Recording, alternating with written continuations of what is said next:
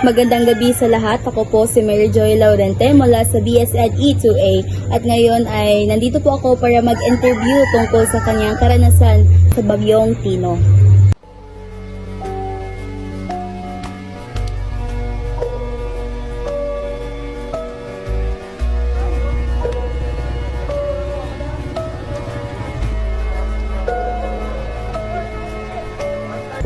Magandang gabi po. Ang unang katanungan ay kung ano ang iyong pangalan, edad at taga-saan.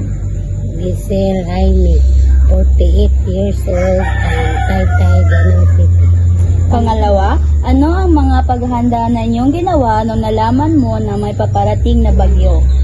Nag-impake ng mga gamit nga importante, ang angay butang sa safety nga butanganan, bawat sa canned goods, kapilis, bugas, habol, ispat,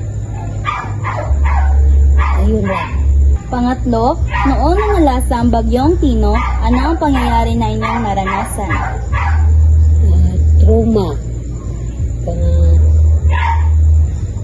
pulbaan, ang ngandam, nga sip sa angay maato nga lugar. Na pang-apat, pagkatapos ng bagyo, ano ang iyong ginawa upang makabangon sa trahedya? Nang limpyo, nangita sa mga lugar na angay natong ibalik, kung okay ba, safe, yun lang. Panglima, mayroon bang tulong na naibigay sa inyo ang gobyerno para sa inyong pagsisimula? Naghatag, gamay, pero nung kadat ko wala. Pili rag sa gapon, ang katulang nabahaan or nalumpag, okay ra, ayuda. Atang lang sa ayuda.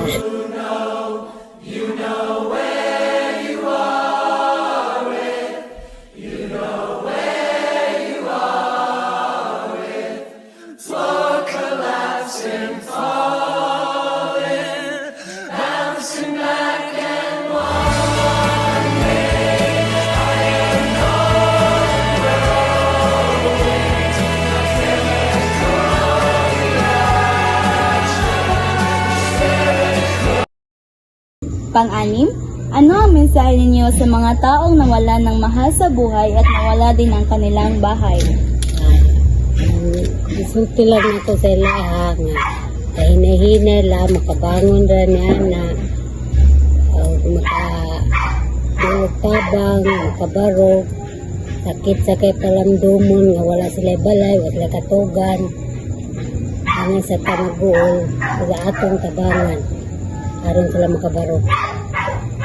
At ang panghuli, ano ang aral na inyong nakuha pagkatapos ng bagyo? Yung limpyo, hinuktok, nang daghan kayong gipili na sa Bagyong Tino, nga mga traidya, nga mga nagsamok, ang limpyuhan, paglikay sa mga hugaw, nga kanang dili nakatag sa bit.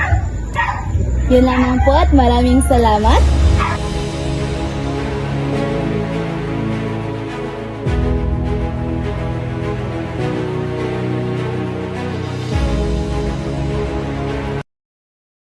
Maraming salamat po sa inyong panonood.